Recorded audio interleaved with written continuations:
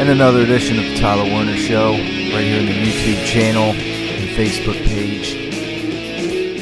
We're coming off of a disappointing loss for the Philadelphia Flyers last night, basically coughing up a 2-goal lead in the last minute, and of course with the game coming down to a shootout. Well, we all know how those always turn out. The Flyers losing the game in overtime, not crippling them in the very least as far as the playoff race goes. As their only other, I guess, downfall as of late was the loss to the red-hot Pittsburgh Penguins on Saturday. But then again, the Pittsburgh Penguins are the hottest team in the NHL right now, and we'll get to the Flyers talk, the playoff chase down the stretch here a little later in the show, because yesterday we had our, I guess, the owners' meeting press conference with Jeffrey Lurie yesterday, of course. Jeffrey Lurie back behind the microphone speaking, I guess, addressing the fan base. You got to open your heart. And, maybe opening his heart in a sense, as he said when he basically fired Chip Kelly and was looking for a new head coach. And, I don't know. Last year, it sounded like they were out in the wilderness with Jeffrey Lurie's owner meeting press conference. This year, I don't know, it sounded like they were in a parking garage or whatever. So we have the audio here. It's about 20 minutes or so. And I guess before we go any further, we'll let it rip and I guess see what your thoughts are on another Jeffrey Lurie press conference that, in my eyes, doesn't really speak to anything. But nevertheless, here it is. Happy with the offseason so far. We don't change coaches very often in this organization, but the transition with Doug has been smooth, outstanding, great communication, high energy.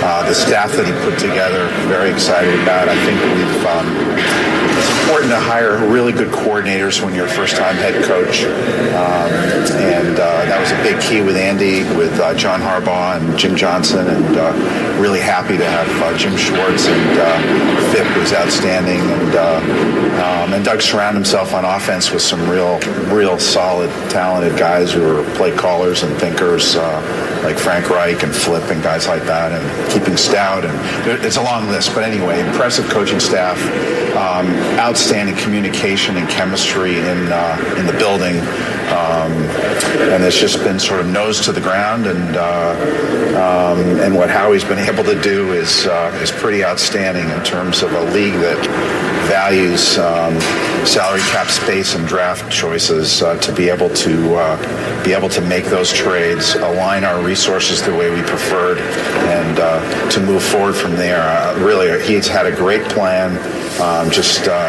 Hard, kept his nose to the grindstone, if we want to call it, and just kind of did the right thing strategically, communicates outstanding with everybody, the scouts and coaches, and at the moment couldn't be more pleased. We have a lot more work to do. By no stretch are we satisfied. We've got a lot of work to do, and a lot of opportunity to really improve the team, and it's great having the 8th pick in the draft as well. Happy to take any questions. Jeff, what a decision to suspend the personal head search until after the draft? It was always going to be a twofold search. When you're dealing with player personnel, you're basically dealing with two windows. If you want to be satisfied with the first window, and we interviewed some good people, you can call it at that point and make a decision, but we always sort of intended we're going to have a certain group of people available right after the season, and we're going to have a larger group available right after the draft, and that was always the intent. If we were sort of surprised in a way where we just pull the trigger, be open to it, but the plan was always sometime in May to make that final decision. Now that more time has passed, does that role have a more defined role? I still will wait till we make that hire, because I just don't want to telegraph, but it's very, very simple and easy to define. I mean, Howie's responsible for making sure we have the best player personnel department in the league, and in order to do that, we are going to hire a very good head of player personnel, and that's really the bread and butter of every organization is how well you draft, how well you develop players, how well you pick coaches, and that's it. You have free agency, but I think you want to draft really great. So does that mean that Howie will still have control over whoever this person is? I think we're going to wait till May, but I think it's he's responsible for the football operation. And by the way, I mean, when you're talking the NFL today and football operations, it's really a very fast-moving field, if you understand where we're at. We're not at when I bought the team 20 years ago or where the league was 10 years ago. It's now, I would say, if there's two positions that have to process information and data quickly and completely, it's quarterback and it's head of football operations, because just as an example, in May we're going to be bombarded finally with the data from RFID. That's going to revolutionize the sport in the long run. You're going to have live measurements, biometric measurements of players in the stadium, on the field. How you deal with all the statistics now that are available through scouting is extraordinary when you break it down. How you integrate sports science with peak performance. The hit rates in the NFL, as you all know, are not great when it comes to the draft. That's all evolving so quickly. So whoever, in our case Howie, is going to, when you're in charge of football operations, you're responsible for maximizing sports science. You're responsible for maximizing the scouting process. You're responsible for how you're going to integrate RFID. How are you going to handle every bit of information? Because it's no longer just studying film. Studying film is the core and always will be. But the amount of data processing now to up the hit rates is extraordinary, and I think the organizations and teams that can maximize the data, quickly process it and make correct decisions, have a better chance of upping their batting average. So on the topic of quarterback, how do you view Sam's contract and that position going forward? Yeah, very, very happy to be able to bring Sam back and Chase as well. I think Doug is very confident in both of them, and I think we've got two solid quarterbacks. They will be very competitive. Sam clearly number one, and it's a great situation to be in. And we're still looking for a third quarterback. So that's somewhere in the draft. And I think, like we used to do, we would always each year or every other year try to draft a quarterback, and at some point, and I think that'll probably continue as long as there's quality throughout the draft, and you can, identify how you want to develop a quarterback over time. It's not somebody that has to step in. Then hopefully we can find somebody, throughout the draft. Jeff, if the plan was for always to wait until after the draft for the personnel, was the plan always then for Howie to be responsible for personnel? Yes, it was. Yes, it was. Absolutely. No change. When did you It's make fair that? to say he'll be held responsible for the moves that he made this offseason. Yes, without question, and he'll be accountable for how well the player personnel department does in the future, because that's an important hire going forward. So it's not just one person; it's a department, but he'll be responsible for the quality of that department.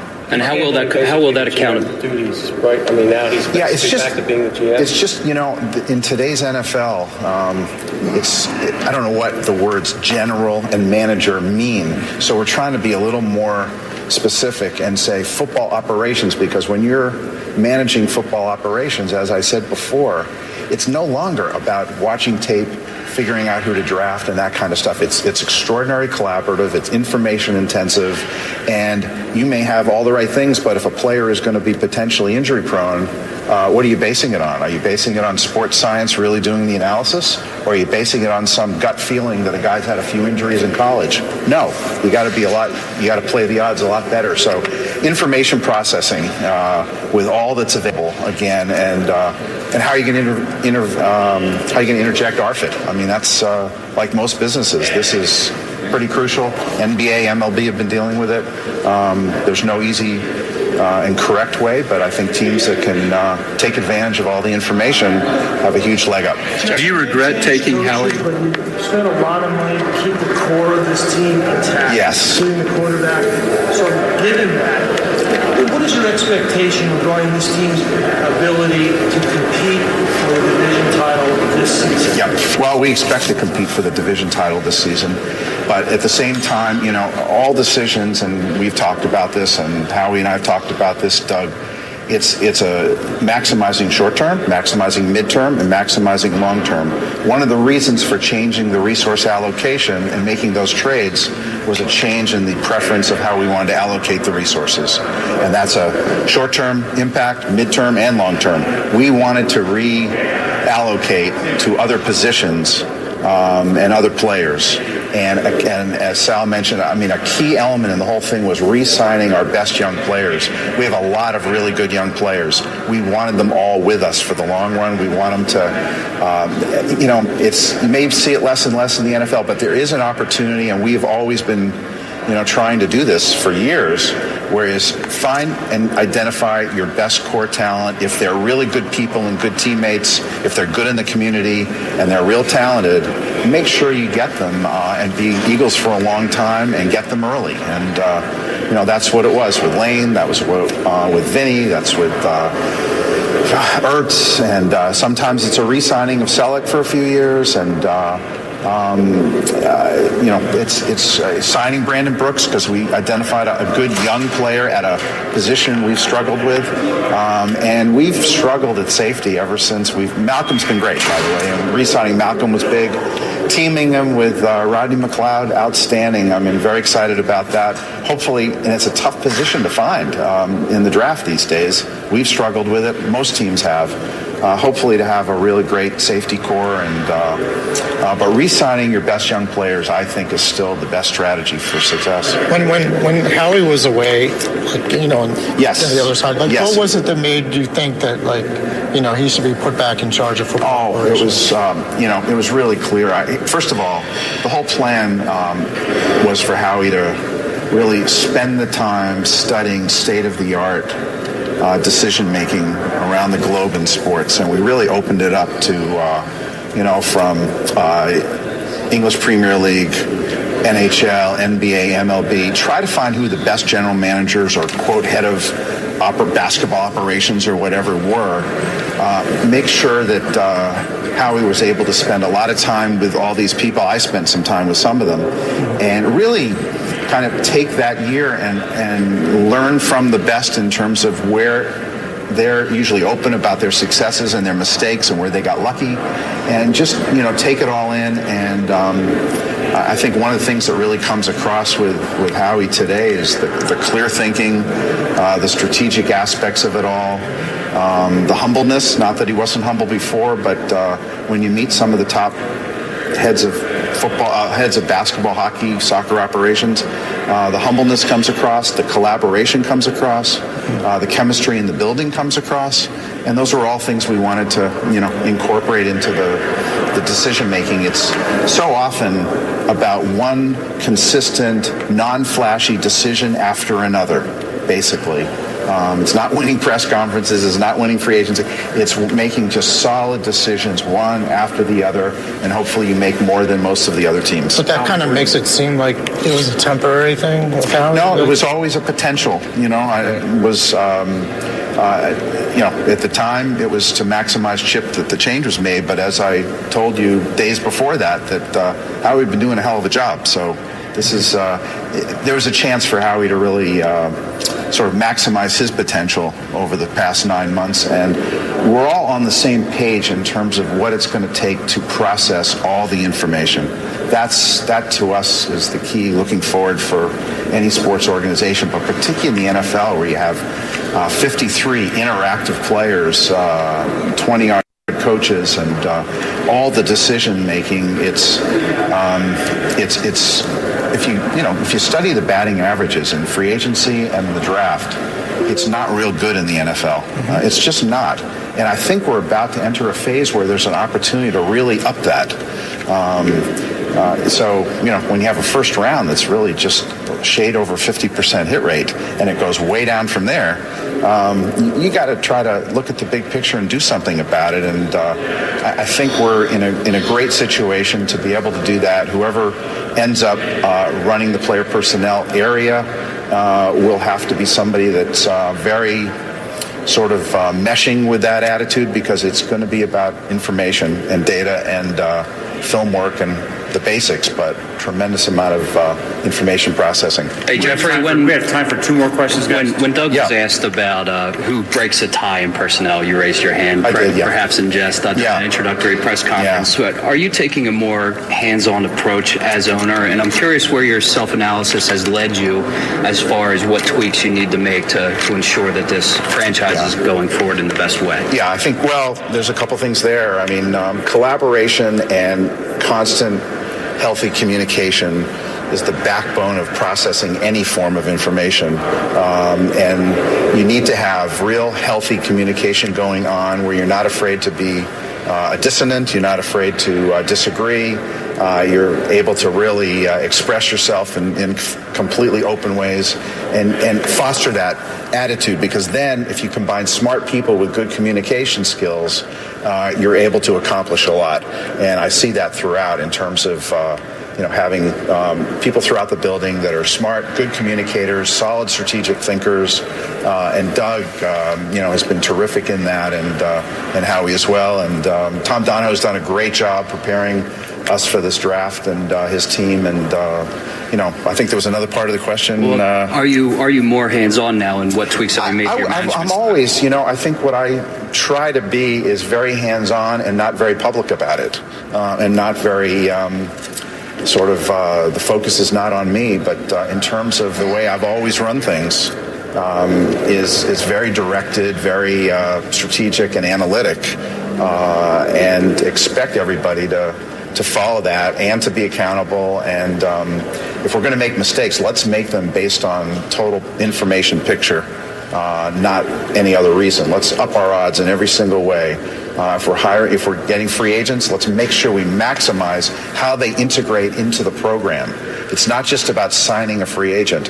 How is that person going to integrate into the Philadelphia Eagles, to the community, to the other teammates? They're making a lot more money than they ever did before. It's our responsibility to help that person manage. Suddenly they're making $6, $8, $9 million a year, never had a contract like that before. It's part of our responsibility as an organization to maximize their ability to deal with that. While I think that, we also lost a couple players that, decided to not renew our relationship with D'Amico Ryans. In my 21 years of owning the team, there's never been a classier player. I just want to say that. What a great guy, what he contributed to the Eagles in every way, a great role model, and we've had many. But D'Amico's the latest, and really outstanding. Cedric, I just want to say, real good young player. Came from out of nowhere, Southern Arkansas, great teammate. I'll miss him, and you can't re-sign every single player. We have a new scheme, 4-3. Probably couldn't maximize Cedric in that scheme, but I just want to wish him the best of luck. Not against us, but just best of luck. Good guy.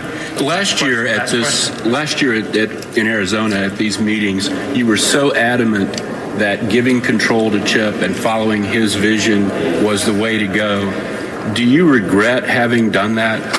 I'll put it this way. I think it was a necessary way to go to find out if Chip was the right guy. Let him be responsible for all the decisions that he wanted to inject and make. And no question I have that it was the right way to dissect whether Chip was going to be the right guy going forward or not. We dissected it and decided that, with some of the great things he brought, he wasn't the right person going forward. And it was helpful to have him be accountable for those decisions so that we can move on in a great way. Very expensive lesson, Jeff? I would say no. I mean, the expense of a lesson is just time. It's not money. It's we're all about wanting to win big, and no amount of money will ever prevent us. We're all in, as you know, and it's really about winning championships for Philadelphia. So we lost some time. We didn't lose in the classic way of expense. It was a time expense. All right, so there's what Jeffrey Lurie had to say at the owners meeting press conference yesterday. You got to open your heart. And I mean, notice how a lot of it too was the focus was mainly on Howie Roseman for sure.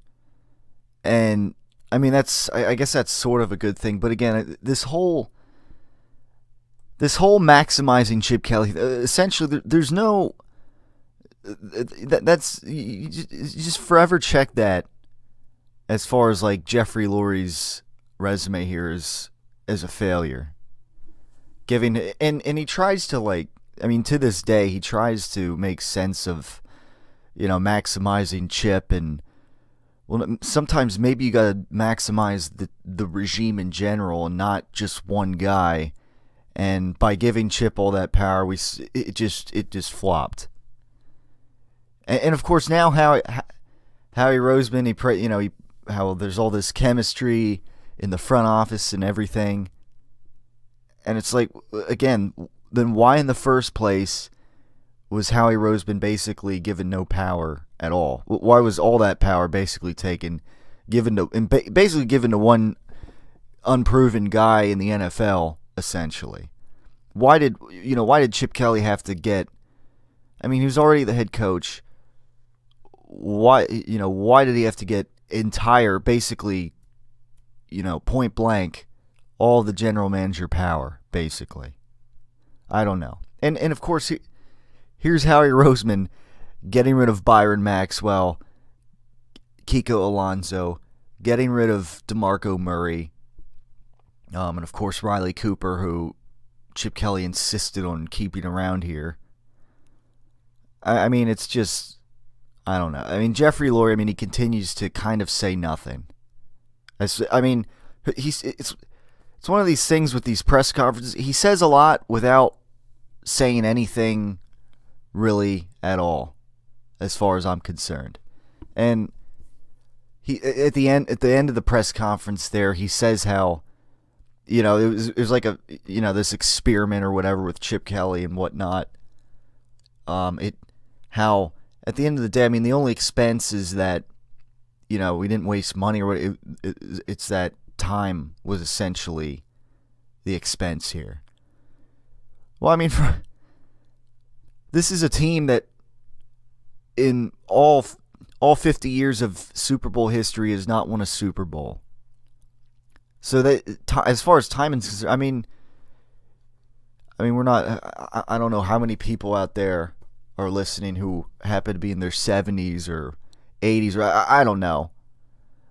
Listeners, I hear listeners on other sports talk shows call in about, how they're in their 70s or they're 80 something years old or whatever. It's a rare occasion, but here and there that call in and they're like, I want to see an Eagles Super Bowl victory before I die and whatnot. Okay. And so time, there's no time to waste. If you're just gonna shrug that off like it's nothing, come on. When you haven't won a Super Bowl in 50 years, the leash has got to be shorter as far as how much time people get. And Chip Kelly was given the hook sooner than I expected. And that's good, but still, at the end of the day, just that way of thinking, it's just not right. If this regime is a flop, essentially, time is of the essence here as far as winning a Super Bowl. This regime at this point, they don't have time to fool around because we got no Super Bowl rings in the bank. So, as far as I'm concerned, there was another, typical Jeffrey Lurie press conference, the owners' meeting this year. I thought it was funny. Even like a few minutes in, sure enough, somebody's phone went off with, crickets playing through their phone and whatnot. And it just immediately brought me back to when last year Jeffrey Lurie in his press conference gang was out in the wilderness. It seemed like in the background noise, and this year it sounds like they were in like a parking garage or whatever. I don't know if anybody else took notice of that, but yeah, I guess they can't.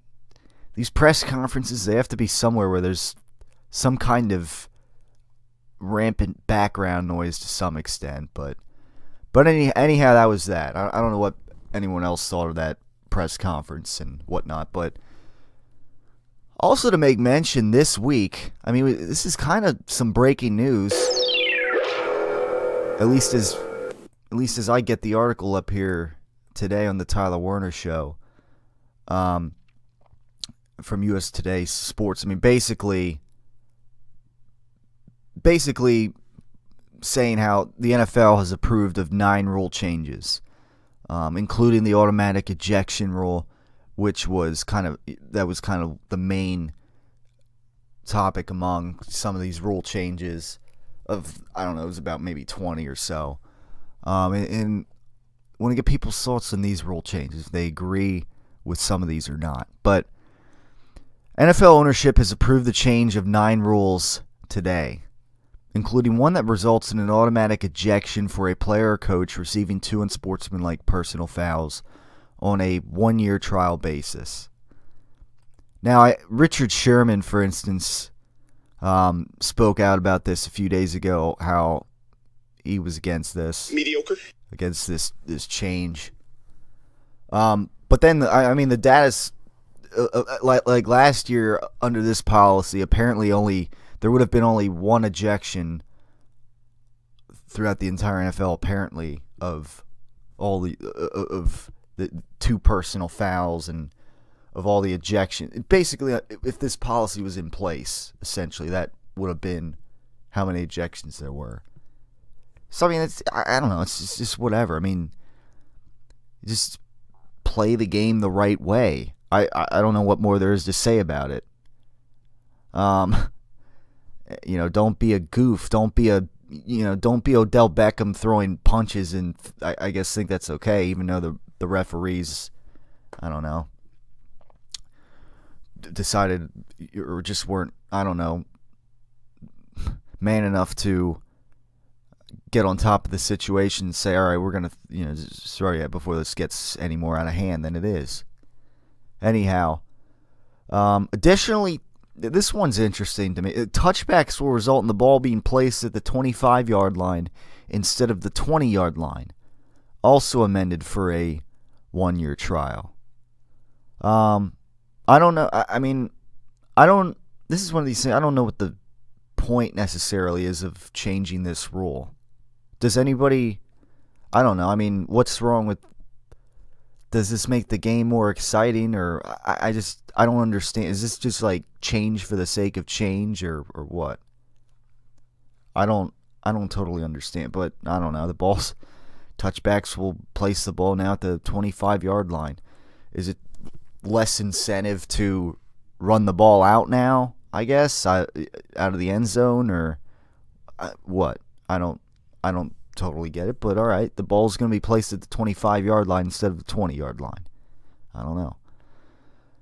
The experimental phase in 2016 is a similar path to the rule that moved extra point attempts snaps to the 15-yard line last year, which was permanently adopted last week. Again, a rule last year I didn't really, I don't know. Like, it's going to make the extra point more exciting because some, it might be missed now more often than not. I don't know. New York Giants co-owner John Mara said to USA Today Sports on Tuesday that the personal foul rule was met with some opposition due to concern over the automatic ejection, as some coaches wanted to allow the officials more discretion. Now, according to Carolina Panthers coach Ron Rivera, one of the most vocal supporters of the rule, I wonder why, after that game between the Giants and the Carolina Panthers late this past season, he said there will be more discussions and there will be another set of meetings that will happen. But I think the attitude, the intent, and the idea of making sure that there is some sort of discipline, whether it is at the referee's discretion or through this mechanism of 2 strikes and you're out, then that might make sense. Now, crack knuckles here a little bit. San Francisco's 49ers coach Chip Kelly, however, expressed this opinion. Was that like a wise ass comment? Before I even get into it. And it starts, you ever see A Few Good Men? Kelly asked. Why the two orders, right? If you already have the ability to throw them out of the game, why do we have to put a second order in to throw them out of the game? Throw them out of the game. If they're not playing the right way and we already have the ability to eject them, why do we have to put another order in? So I don't know. There's Chip Kelly and his thoughts on the rule. Basically, just why two rule? I mean, I don't know. It's kind of at the discretion of the referees. I don't know. I mean, if you see guys out there like Josh Norman and especially Odell Beckham Jr. in that incident, I mean, to me, that's kind of like the blueprint here for this kind of situation. I mean, you see a guy basically spear a guy with his helmet or in the head or something. I mean, whether the slates are clean at that point in the game as far as personal foul calls or penalty calls or whatever, at that point, you just throw him out of the game. All right? Get out! Get out! When when the chance of a major head injury is, I don't know, exponentiated by some, a move like that, eject them. I don't know. That's the way I see it. Maybe I kind of agree here a little bit to some extent with Chip Kelly. It just depends. Depends on the situation, I guess. I don't know. Now, a proposal from the Baltimore Ravens to expand reviewable plays was tabled for further discussion. Now, here's basically the full list, just kind of to sum everything up here, the 9 rules that have been changed for next season. Number 1, by competition committee, permanently move the line of scrimmage for try kicks to the defensive team's 15-yard line and allows the defense to return any missed try. For extra points, that's kind of nothing new. Number 2, by the competition committee as well. And as a matter of fact, these are all by the competition committee, so I don't have to say this 8 more times. Number 2, permits the offensive and defensive play callers on coaching staffs to use the coach-to-player communication system, regardless of whether they are on the field or in the coach's booth. Okay. Number 3, makes all chop blocks illegal. Now this was something too that was also mentioned a little while ago, and sure enough, this rule has also come to fruition. All chop blocks illegal. Number 4, a player is disqualified who is penalized for twice in one game for certain types of unsportsmanlike conduct fouls, amended to 1 year only. So here it says for certain types of unsportsmanlike conduct fouls. Not all. I mean, some of them are incidental to begin with, so, I mean, to some extent incidental. Sometimes it's just, sort of because of careless playing. But yeah, there's some that are just absolutely unnecessary, in that you can see, you can agree with the rule, essentially. Am I right? I mean, I don't know. I agree. Number 5, changes the spot of the next snap after a touchback resulting from a free kick to the 25-yard line, amended to 1 year only. And again, I just mentioned that. I don't know. Just change for the sake of change, I guess. I don't know. But, okay. Touchback is, I guess, a little more worthwhile. I get a little, 5-yard bonus there, I guess. I don't know. Number 6, expanding the horse collar rule to include when a defender grabs the jersey at the nameplate or above and pulls a runner toward the ground. So, basically, the jersey, okay, so maybe not under the shoulder pad, collar area. Now it's the jersey, basically. I don't know. I mean, I guess this kind of teaches, maybe not teach, but kind of stresses, I guess, more technical forms of tackling and whatnot. Although I don't know. I mean, because shoulder pads do not stretch nearly as much as some of these jerseys do. I mean, I don't know. Jerseys, they stretch. So even when you grab, I don't know. I mean, I could go either way on this one, really. I wouldn't lobby for this change, but nevertheless, I guess it's change. The horse collar rule essentially has now been expanded to grabbing the jersey at the nameplate or above. What if it's not underneath the collar, though? See, that's where it gets a little iffy to me. If it's not underneath the collar, I don't know. I don't know. Again, the way the shoulder pads do not stretch, which makes it essentially which really makes the horse collar tackle, and a dangerous thing at that. The jersey, I mean, it's kind of like the jersey. You really have to stretch it in order to really be jerked down by it, I guess, if that makes any sense. Whereas it's easy to get jerked down by just putting the hand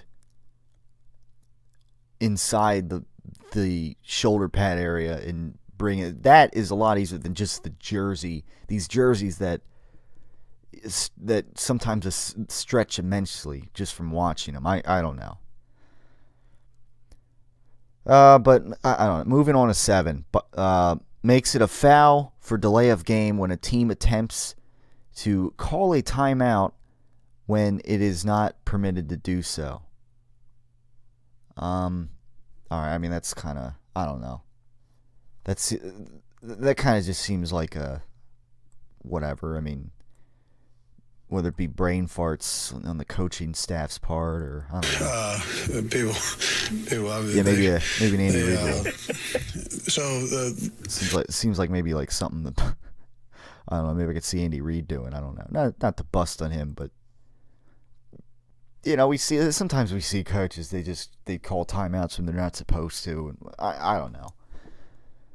That's a pretty minute little thing there, I guess. But number 8 eliminates the 5-yard penalty for an eligible receiver illegally touching a forward pass after being out of bounds and reestablishing himself in bounds, and makes it a loss of down. All right, so basically that's been changed from a 5-yard penalty to just a loss of down, essentially. For an eligible, yeah. That makes sense. I mean, I don't know. Reestablishing himself in, yeah, I mean, that makes sense. Kind of just a dead play, an incomplete pass or whatever. Makes sense. Number 9, by competition, well, again, these are all by competition committee, but eliminates multiple spots of enforcement for a double foul after a change of possession. Okay. Eliminates multiple spots of enforcement for a double foul after a change of possession. All right. That's pretty much the 9 rules of discussion here, of change. We got, what does the comment section say? I don't know, but here's someone just ripping in general the rule. Rule changes for 2017. Number 1, no tackling. Someone could get hurt. In parentheses, physically. No name calling. Feelings could get hurt. Emotional stress. Fans that boo are ejected from the stands in the stadium. Banned for the rest of the season and must pay a fine. Season ticket holders must give up their seats to less unfortunate people for the remainder of that year. and second offense results in lifetime ban for all. Never forget that when you boo people, their feelings are hurt. Number 4, fans can no longer wear shirts, hats, or other garments and or objects that let others know of whom they are rooting for. All items must either be generic or simply NFL. Remember, when you support one team, you are actually belittling another team, and that hurts precious feelings. So, no more will this be allowed. Get it? Got it? Good. Now play ball.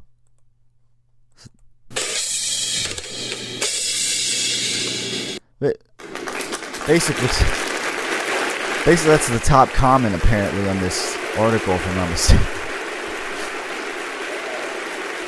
I'm pretty sure, yeah. Yeah, but it's got like 42 likes, thumbs up, or whatever. And so I don't know. Basically, are these too many rule changes for people out there? I don't know. I mean, again, some of these I don't totally think are necessary. Sometimes I think they're for the benefit of safety and common sense. You know, why not? I don't know. There's not too many drastic ones here as far as that would maybe inspire me to sarcastically write something like that. But I don't know. What do people out there think about these rules? I don't know. And furthermore, what a Flyer fan. What do we feel about the Flyers' chase for the playoffs? Well, I know once again last week on the Tyler Werner Show, the posting of the video on the Facebook page at facebook.com/Tyler Werner Show. Batman Wayne has been steadfast in basically proclaiming that the Flyers will still miss the playoffs. This was after a pretty red-hot week last week where the Flyers essentially kind of inserted themselves into the 8th spot at the time, and they kind of are still right there. They haven't really lost any ground the past week or anything. And I'm just curious, like, back-to-back weeks, you know, Batman Wayne was pessimistic about the Flyers making the playoffs. And I mean, quite frankly, I mean, my reason is if they just kind of fall off the cliff a little bit. If they're not going to make the playoffs, but they're playing some better hockey, and I'm curious as to why. I mean, the way it was worded, I believe is Flyers will still miss the playoffs. Fact at the end. I don't know. There's like a word that's been the pattern of Batman Wayne's posting. It's like I don't know. Maybe it's like becoming a catchphrase of his. I don't know. Throwing the word fact at the end. I don't know. I mean, they very well could still miss the playoffs, but I think they're playing better hockey at this point in the season. They lost Michael Neuvirth for the rest of the season in goal. So Steve Mason, obviously the number one goaltender, but so as far as backup goaltending go, they might be a little weaker in that spot. Although, I mean, up until the last minute last night, Steve Mason had a career game. And unfortunately, the Flyers cough up 2 goals in the last minute of the game last night to the Blue Jackets. And, of course, lose in the shootout. And although they still gained a point from the game, which is kind of important, I mean, still, it's a flat-out disappointment when you cough up a game like that, and instead of walking away with 2 points, you walk away with 1 point. But that's more incentive for the Flyers to come out the next night, well, tomorrow night, and get a win, get back on the winning track. So I'm curious as to what Wayne's, and if other people's valuations out there. Why or why not make the playoffs? I don't know. It's one thing to say they're to be down on them and that they're not going to make the playoffs, but I mean, I think it just boils down to they're playing better hockey. For instance, they beat the Islanders the other night 4-1. Now, the Islanders, although they were more so early in the season, they were looking like a great team. But as of late, they've fallen off the cliff. Not to mention, they're on a 4-game losing streak now, one of those being the Flyers. And the Flyers cleaned their clocks the other night. While not to mention, the Pittsburgh Penguins have surpassed them. The Penguins right now are the hottest team in the NHL. And the Flyers lost to them 4-1, of course, on Saturday. Now, that wasn't the end of the... But it's the Flyers, as of late, what's been crucial in their race to the playoffs here, they have not been losing games in regulation. And the one that they do in recent weeks is to... right now, the hottest team in the NHL, the Pittsburgh Penguins. They're on a 6-game winning streak. In their last 10, they're 8-2. The only other team in their last 10 games as of now that are 8-2 are the St. Louis Blues. So, okay, the Flyers, they lost to the Penguins. They still have 2 more games against the Penguins. They want to get some revenge. Maybe I would hope that they win one of those. But the Penguins, they're going to be higher than the Flyers are in the playoff race. Basically, you got the Capitals, of course, way up in, at 109 points that basically pretty much have the Metropolitan Division wrapped up. And then below that, you got the Lightning winning the Atlantic Division with the 2nd seed. And then right now, you got the Rangers 3rd, 90 points. You got the Panthers 4th, 89. And the Penguins have risen basically to the 5th spot right now with 88 points. And again, some of these teams, give or take, games played 73. Some have played 72, like the Flyers. Islanders played 71. So it's kind of give or take right now, but Penguins would be 5th. Bruins would be 6th at 86. Islanders would be 7th. So they've kind of fallen down a little bit, due in part to, say, losing to the Flyers. And then at the 8th seed right now, both the Flyers and the Detroit Lions, getting a little, don't mean to get into a little bit of a football talk by accident here. But no, the Detroit Red Wings and the Flyers, essentially, are neck and neck at 83 points right now. Although the Red Wings, still, they've played one more game than the Flyers. Not to mention, of course, the Flyers got that much-needed win the other week ago against the Red Wings. They still have one more matchup against one another. Now, again, I basically... And below that, for just for the record, that's basically it. It's basically the Red Wings or the Flyers get that last seed, and then there's nobody else really in the vicinity of that. Below that, the next highest ranked team is the Devils, basically, with 77 points.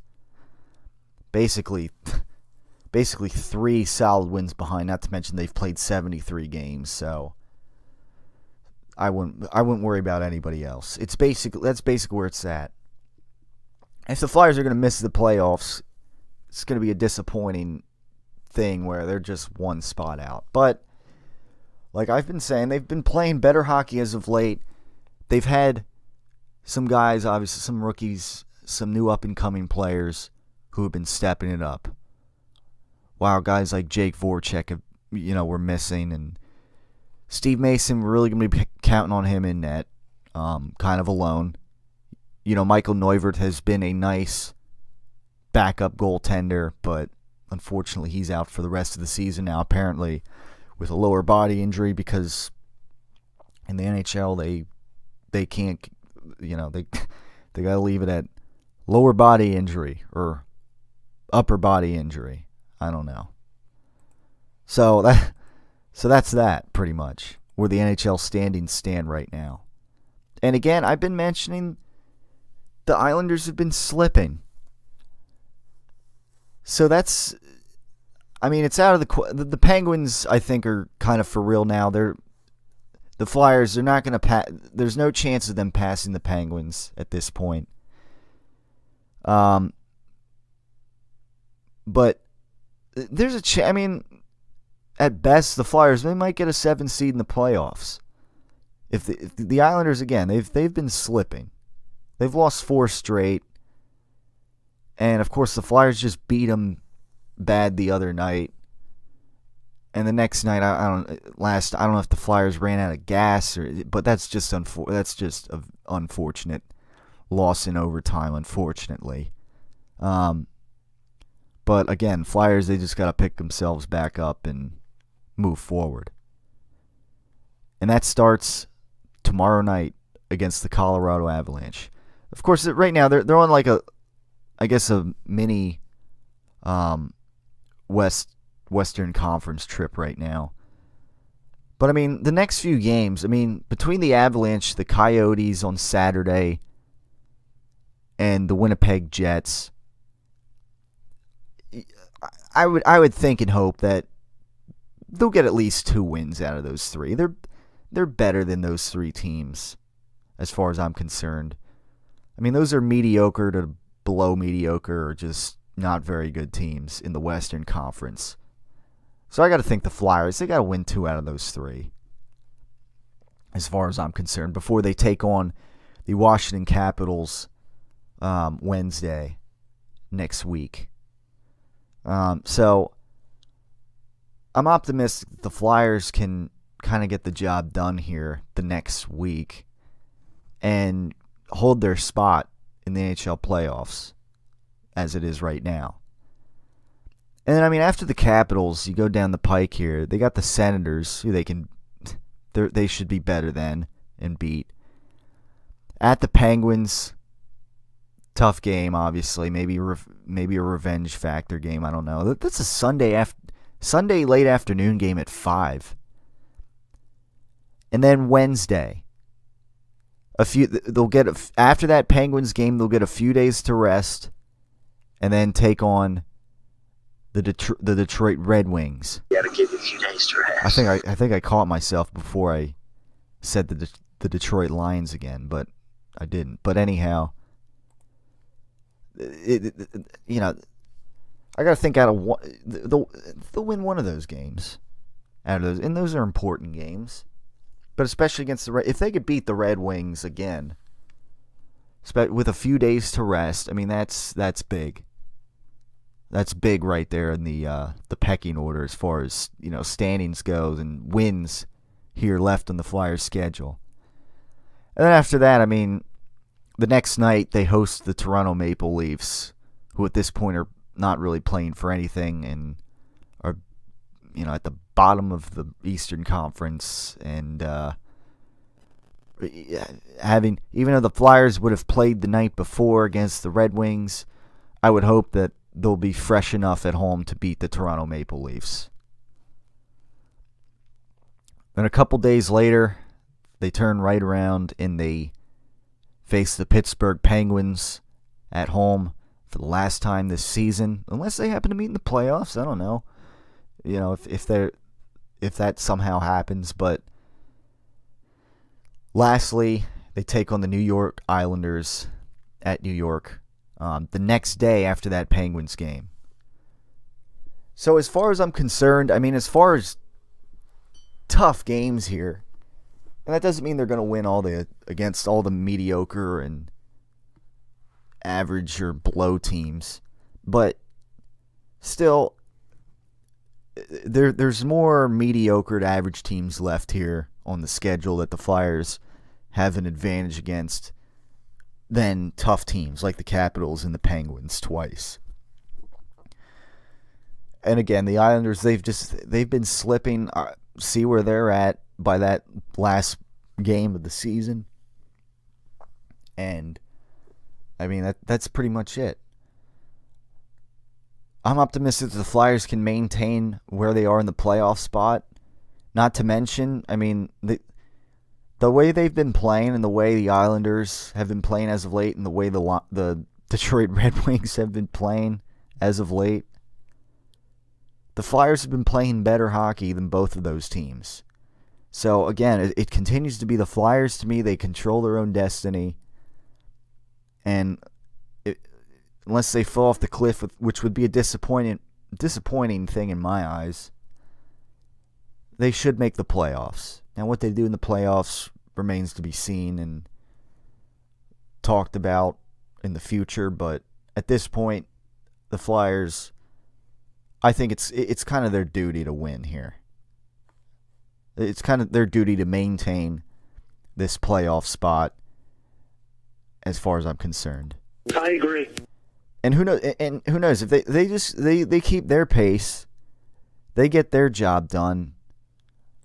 I don't know, they might end up in the 7th spot with the way the Islanders have been playing as of late down the stretch here.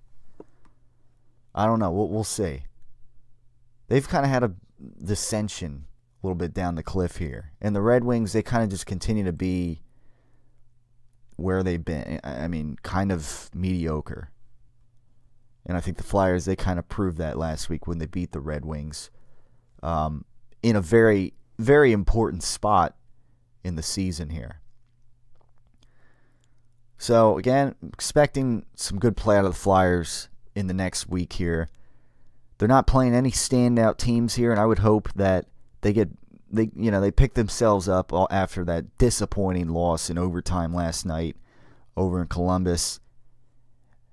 And they get a couple wins here, maybe 3 wins before they take on the Washington Capitals next Wednesday, which obviously should be a very tough game.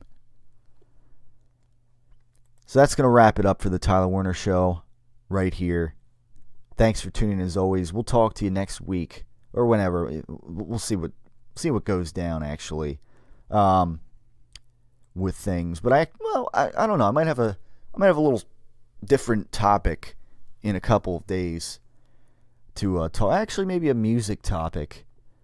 I might want to touch on just a little bit here on the Tyler Werner Show. Maybe this weekend. We'll see how things go. We got Easter coming up, but anyhow, stay tuned right here on the Tyler Werner Show for future video postings and share your thoughts on the Jeffrey Lurie press conference, the NFL rule changes, or the Flyers playoff race right here on the Tyler Werner Show. Okay, Rocco, pretend I'm the girl that you want to ask out on a date. How about maybe you and I, maybe we go out together, get something to eat, I don't know, maybe laugh a little bit, who knows, I don't know, would you like to maybe, you want me to go out together? What do you think? Would you like to? You need to make more eye contact and you sound way too nervous. You want to hear me say it? You want to break me down? All right, I'm afraid. For the first time in my life, I'm afraid. Having a tough time asking out ladies? You need to see Clubber Lang for a lesson. Hey, woman. I bet you stay up late every night dreaming you had a real man, don't you? I tell you what, bring your pretty little self over to my apartment tonight, and I'll show you a real man. Build confidence with the ladies like never before with Clubber Lang's dating services. The most highly recommended in all of the Delaware Valley. I am ranked number 1. That means I'm the best.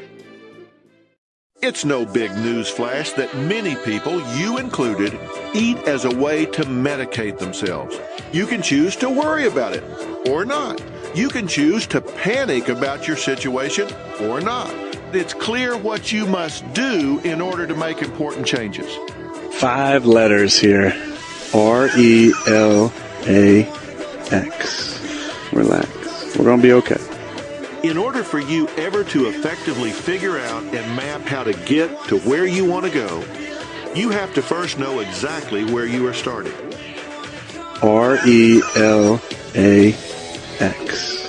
Relax. You have to be willing to change what you're doing. You can change your behavior. The champion of game day catering is the official meatball of the Tyler Werner Show, Brady and Belichick's slow-cooked Italian meatballs. We prepare our balls over time, and that's the essence of the preparation. On top of that, another trademark of Brady and Belichick's slow-cooked Italian meatballs is Brady's signature rubbing process. When I pick balls out, to me, they're perfect. I don't want anyone touching the balls after that. I don't want anyone rubbing them. To me, those balls are perfect. What is a concern is the texture of the balls, and again, that's the point that Tom hit on hard. The champion of all game day catering dishes is Brady and Belichick's slow-cooked Italian meatballs, the official meatball of the Tyler Werner Show.